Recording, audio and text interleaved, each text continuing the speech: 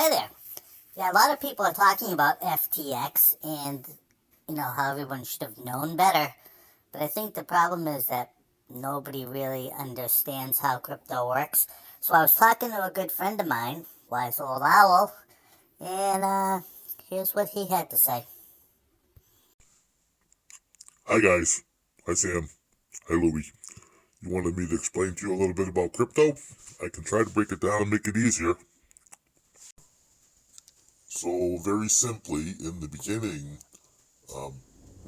people would trade things that they had to other people for things that they wanted, and it was very simple and it worked really well. The only problem would be that maybe sometime you would want something, but the person you were trading with either didn't want what you had or you didn't have anything to trade with them. So that's how coins were introduced. And the thing about coins were, they were made out of precious metals that pretty much everybody wanted. So you could trade your precious metal in the shape of a coin to get some other, product or thing that you wanted. And then that person could use that coin to trade with somebody else for something they wanted. So the circulation of coins for trading became very widespread.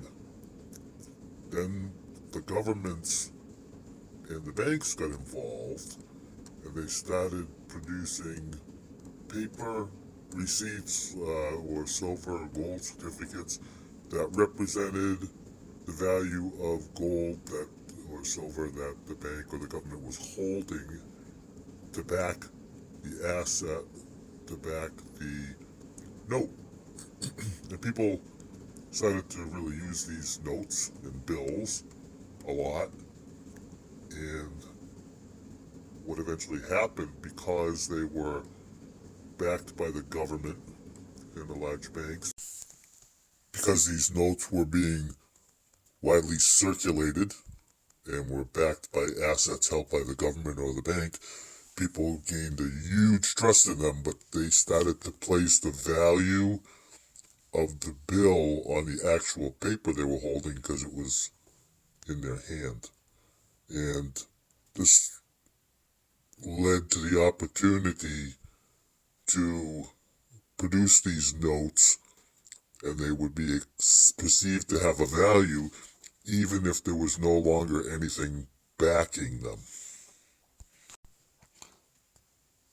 Then with the advent of the digital age and electronic technology, we buy things online and we pay our bills online and we move money online, and we don't see the hard assets anymore, and we just rely on trust of the system.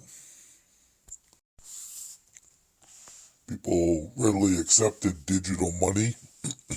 The only real hurdle was in how this money would be protected against theft or fraud. The way a digital asset moves is between the seller and the purchaser of an item, and they keep an electronic record of the transaction. And it's possible there may be a bank or a pay service involved, but that's what protects you when you're buying something online right now. And it is susceptible to an outside attack of someone trying to steal your asset. The crypto system is set up in what's known as a blockchain, which is an interconnected series of servers, and it's probably close to 1 million, that all record the digital transactions on a digital ledger all the same as long as they're accepted. The protection here is that if someone tries to corrupt the system coming from one source, it's not validated as a transaction because it's not accepted on the whole digital ledger blockchain. let me try to explain this block a little bit better. Each time a transaction is introduced to the digital ledger, it references the transaction previous and the transaction that's going to come next.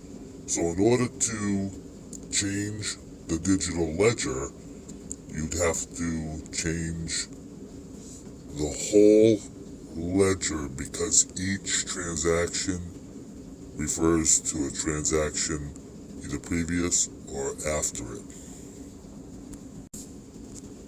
So in order to accomplish this and have this accepted into the digital ledger, not only would you have to change one block and have it accepted, you'd also have to have the whole ledger accepted, and it would have to be done across millions of copies of the ledger that are in the blockchain.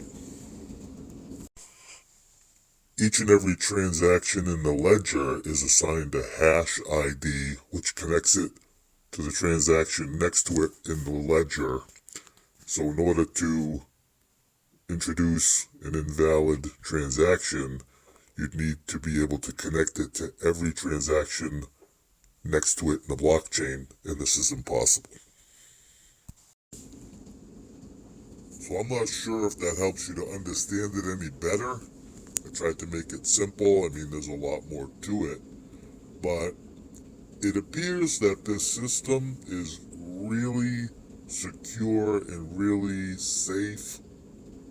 But the only weakness, which is a major weakness, is that it's all built on the trust of the currency because there are no hard assets backing it. What that means is that when people purchase the currency, the crypto, they're giving their money into the system, and what they're getting in return is a digital asset, a digital currency. And if people lose faith in that currency or something happens to corrupt the system, the chances of getting your original asset that you used to purchase the digital currency back could be as close to zero as it can get.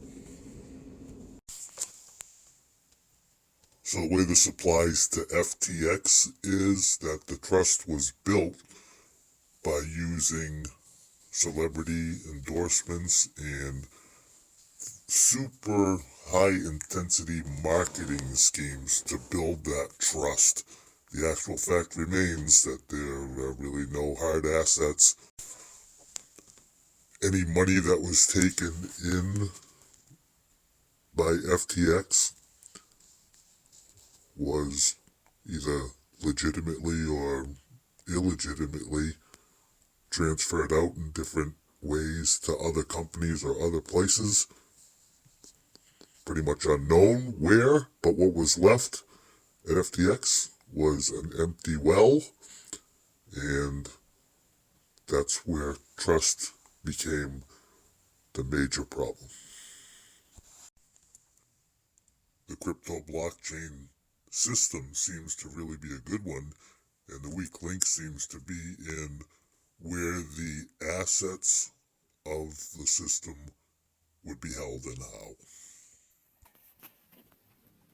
Well, thank you, Owl. I think you helped explain it a lot better to me, and hopefully everybody else understands better what happened here and how this system works. It's been very confusing, but you made it pretty simple, and I'm glad I was able to talk to you. And if I have anything else, I'll get back to you. Thanks.